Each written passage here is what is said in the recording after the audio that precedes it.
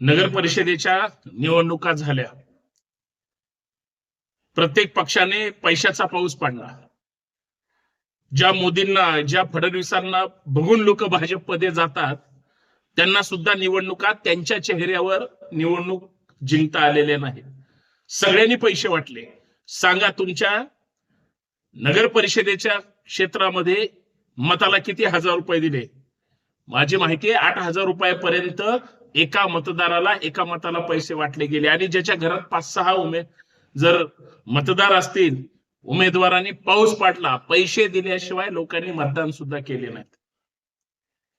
पण ज्या पद्धतीचे आकडे समोर येत आहेत, म्हणे भाजपने 120 नगराध्यक्ष जिंकले, शिवसेनेने 54 जागा जिंकल्या, राष्ट्रवादीने 40 नगराध्यक्ष त्या ठिकाणी जिंकले. एवढंच काय, काँग्रेसने 34 जागेवर त्या ठिकाणी त्यांचे नगराध्यक्ष आले. उबाटा मात्र 8 जागेवर आणि शरद पवार 7 जागेवर समाधान मानावं लागलं. पण हे सगळं झालं, महाविकास आघाडीचा डमडम वाजलं. महाविकास आघाडीला फारसं यश मिळवता आलं नाही. त्याच्यामध्ये विदर्भाने काँग्रेसला त्या ठिकाणी तारलं, अन्यथा काँग्रेसचं काही खरं नव्हतं. पण भाजपच्या 120 जागा जे दाखवतात, कुणाच्या जीवावर आल्या? मी या व्हिडिओच्या माध्यमातून मित्रांनो जी चर्चा करणार आहे, कदाचित काही लोकांना पटणार नाही, धक्का बसेल, परंतु ही वस्तुस्थिती आहे. कारण महाराष्ट्रामध्ये फक्त आकडा दाखवून आम्ही एवढं यश मिळवलंय म्हणजे प्रधानमंत्र्यांना खुश करण्यासाठी महाराष्ट्राच्या भाजपने जो केविलवाणा प्रयत्न केला, मुळात तो धादांत खोटा आहे असं म्हणायला हरकत नाही. माझं स्पष्ट मत आहे या माध्यमातून. कदाचित एकनाथ शिंदेचा परफॉर्मन्स तुम्हाला चांगला वाटत असेल, बिलकुल काही अडचण नाही. अजित पवारांचा परफॉर्मन्स चांगला वाटत असेल, बिलकुल काही अडचण नाही. परंतु ह्या लोकांनी जी लोक निवडून आणलेली आहेत ती मूळची कुणाची आहे? भाजपचा 120 नगराध्यक्षाचा जर आकड्यावर आपण चर्चा केली, आज महाराष्ट्र नगराध्यक्ष निवडणूक किंवा नगर परिषद निवडणुकीच्या निकालामध्ये 120 जागा ज्या भाजपने जिंकल्या, तुमचा विश्वास बसणार नाही. याच्यात जर 30-35 नगराध्यक्ष भाजपचे, तेही जबरदस्तीनं, मी जाणीवपूर्वक बोलतोय, जबरदस्तीनं 30-35 नगराध्यक्ष जर सोडले, तर भाजपच्या तिकिटावर निवडून आलेले हे नगराध्यक्ष कुठल्या पक्षाचे आहेत? तर ते राष्ट्रवादीचे आहेत, ते काँग्रेसचे आहेत, ते उद्धव ठाकरेंच्या शिवसेनेचे आहेत, ते अजून शरद पवारांच्या राष्ट्रवादीचे आहेत, काही अंशी अजित पवारांच्या पण पक्षाचे असतील किंवा एकनाथ शिंदेच्याकडचे पण असतील. कारण त्याच वेळी नगराध्यक्ष पदाच्या या उमेदवारांच्या पळवापळवीच्या राजकारणामध्ये यांचं पण डमडम बऱ्यापैकी वाजलेलं होतं. पण मूळ मुद्दा तोच आहे की इतकं म्हणावं तेवढं यश भाजपला आलेलं आहे का? दुसऱ्याचे आमदार, कार्यकर्ते, मतदार सगळ्या गोष्टी पळवून शेवटी लोकांना वाटलं की भाजप शिवाय पर्याय नाही, म्हणून लोक भाजपमध्ये गेले आणि म्हणून तेवढ्या जागा निवडून आल्या. म्हणजे शुद्ध भाजपचे याच्यामध्ये किती लोक निवडून आले? आयाराम गयाराम निवडून आले, मूळ भाजपचे लोक निवडून नाही आले. सांगा देवाभाऊंना. सगळ्यात महत्वाचं, मग इतकी जर वाईट परिस्थिती असेल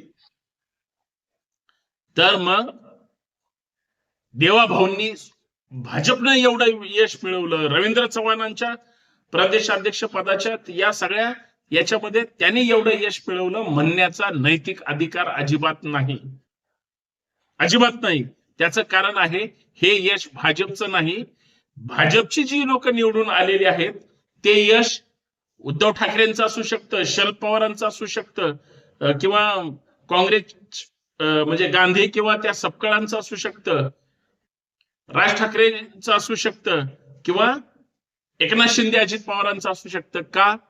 भाजपनं या सगळ्यांची लोक पळवून तिकीट देऊन त्यांना त्या ठिकाणी निवडणुकीला उभं केलं आणि निवडून आलं. म्हणजे भाजप सोडून इतर जे काही राजकीय पक्ष आहेत त्या त्या राजकीय पक्षाची जी लोक जी भाजपकडे आलेली आहेत ती सगळी लोक त्या त्या पक्षांनी संधी दिली, कार्यकर्ता बनवलं, कार्यकर्त्याचा नेता बनवलं, त्यांना प्रतिनिधित्व दिलं स्वार्थासाठी. हे लोक आता काही यांचं खरं नाही म्हणून ते भाजपमध्ये गेलेले आहेत. भाजपच्या निष्ठावंतांचं काय? भाजपचे निष्ठावंत तोंडाचं पाणी पुसून गपचूप सगळा तमाशा बघतायत. त्या बिचाऱ्यांना कुठेही संधी नाही.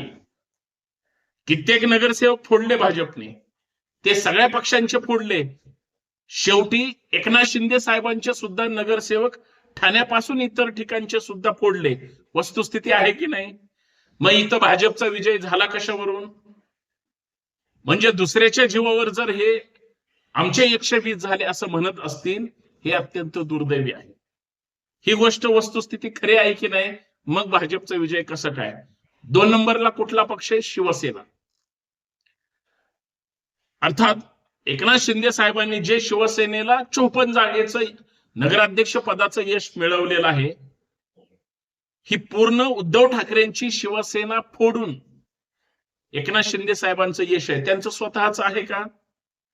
वस्तुस्थिती आपण स्वीकारलेली पाहिजे. एकनाथ शिंदे साहेबांकडे सुद्धा जे यश मिळालंय ते उद्धव ठाकरेंच्या जीवावर मिळालंय, शरद पवारांच्या जीवावर मिळालंय, काँग्रेसच्या जीवावर मिळवलंय, काही अंशी भाजपच्या सुद्धा जीवावर मिळवलंय. शरद पवार किंवा राज ठाकरेंच्या सुद्धा जीवावर मिळवलंय. यांचेच कार्यकर्ते यांनी पळवले. बहुतांश उद्धव ठाकरेंची शिवसेनेची जर रोज त्यांनी नोंद केली तर रोज एवढे लोक उद्धव ठाकरेंच्या शिवसेनेला सोडून गेले, याचीच त्या ठिकाणी मांडणी करावी लागेल. एवढी वाईट अवस्था आहे. पण हे पळवले का नाही? हे फक्त नगर परिषदेचं आहे. नंतर तिसरा पक्ष राष्ट्रवादी अजित पवारांचा, ज्या 40 नगराध्यक्ष पद त्यांनी मिळवले. 40 नगराध्यक्ष पदाचे उमेदवार अजित पवारांचे हे फक्त त्यांच्या स्वतःच्या पक्षाचे आहेत का? बारकाईने विचार करा. अजित पवारांच्या सुद्धा पक्षामध्ये भाजपचे जर 1-2 काही सोडले किंवा एकनाथ शिंदेचे जर काही सोडले तर त्याने पूर्ण राष्ट्रवादी शरद पवारांची फोडली, उद्धव ठाकरेंची शिवसेना फोडली, काँग्रेसचे काही लोक गळाला लावले. ही वस्तुस्थिती आहे, नाकारता येणार नाही. मग हे अजित पवारांचं यश कसं काय? परंतु या लोकांनी राजकीय चमत्कार दाखवून, आर्थिक पाऊस पाडून, सगळ्यात महत्वाचं अनाजी पंतांच्या नेतृत्वाखाली दामाजी पंतांनी ज्या पद्धतीनं आघाडी घेतली, दामाजी पंतांचं ज्या पद्धतीनं वाटप झालं, त्यामुळं 120, 54 किंवा 50 जागेवर हे लोक निवडून आले. हीच परिस्थिती, हाच क्रायटेरिया इकडं उद्धव ठाकरेंना, शरद पवारांना किंवा काँग्रेसला लावायचा का? इतकी सत्तेचा किंवा पैशाचा पाऊस असताना सुद्धा काँग्रेसने सुद्धा ज्या पद्धतीची ताकद विदर्भाने तारलं काँग्रेसला. परंतु या सगळ्या याच्यामध्ये एकनाथ शिंदे साहेबांनी ज्या 54 जागा जिंकल्या, म्हणजे तुम्हाला आश्चर्य वाटेल, एकनाथ शिंदे साहेबांचे जे सो कॉल्ड मंत्री आहेत ते सगळे मंत्री अपयशी पडले, हे वेगळं सांगायची गरज नाही.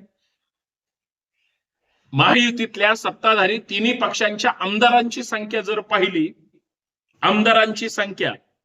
जर पाहिली, तर तेवढे सुद्धा जागा तशा महायुतीला यश मिळवता आलेलं नाही. ही वस्तुस्थिती आहे. काँग्रेसची देशातली किंवा राज्यातली परिस्थिती सगळ्यांना माहिती, तरी त्यांनी त्यांच्या ताकदीवर, बळावर, भले त्यांनी दामाजी पंतांची तशीही सुरुवात केलेलीच असेल, पण 34 जागेवर त्या ठिकाणी काँग्रेसनी काही का असेना, 4थ्या क्रमांकाला का असेना, पण त्यांनी त्यांची इज्जत राखली. पण उद्धव ठाकरे 8 जागेवर आणि शरद पवारांचे राष्ट्रवादी 7 जागेवर, हा इथला पराभव मात्र हा त्यांनी मान्यच केला पाहिजे. पण चुका त्यांच्या नाहीत, त्यांच्यावर लोकांचा विश्वास नाही असं दिसतंय. हे मी म्हणायची गरज नाही, कारण यांचीच लोक भाजपमध्ये जाऊन बसली, एकनाथ शिंदे साहेबांकडे जाऊन बसली, अजितदादांकडे जाऊन बसली, म्हणून यांचे आकडे फुगले आणि यांचे आकडे कमी झाले. मनसे परत काही चमत्कार दाखवू शकलं नाही. कोकणात 1 जागा त्यांची तशी येऊ इच्छित होती, पण काय झालं हे गोव्या महाराष्ट्राला माहिती आहे. आणि इतर मध्ये वंचित बहुजन आघाडी किंवा अपक्ष या सगळ्या मंडळींनी जी ताकद लावली किंवा तिथली शहर विकास आघाडी या जोरावर त्यांनी त्या ठिकाणी यश मिळवण्याचा प्रयत्न केला आणि ते त्याच्यात यशस्वी झाले.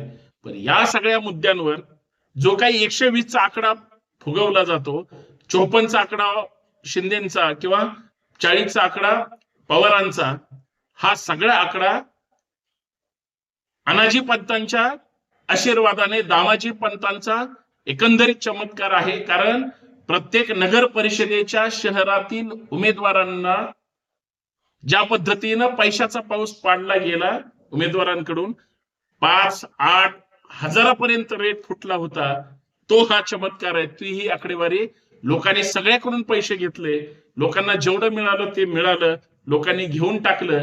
तसेही 1500 रुपये शासकीय इतमामात लाडक्या बहिणीच्या निमित्तानं पैसे वाटप याच निवडणुकांसाठी सुरूच आहे. भले सरकारकडे तिजोरीत काही नसलं तरी, पण याचा चमत्कार या सगळ्या ह्याच्यातून दिसतो, हे नाकारता येणार नाही.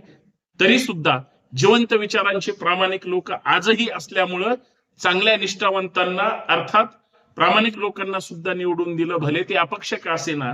हा चमत्कार नाकारता येणार नाही. पण 5-5, 8-8 हजाराच्या पैशाच्या रकमेवर ज्या घरात 5-6 मतदार आहेत त्यांची तर चंगळ झाली, लोकशाहीची हत्या झाली आणि पैशाच्या आणि उमेदवारांचा विजय झाला, एवढंच या ठिकाणी म्हणावं लागेल. बाकी तुम्ही ठरवा, मी बोललो ते खरंय की खोट आहे.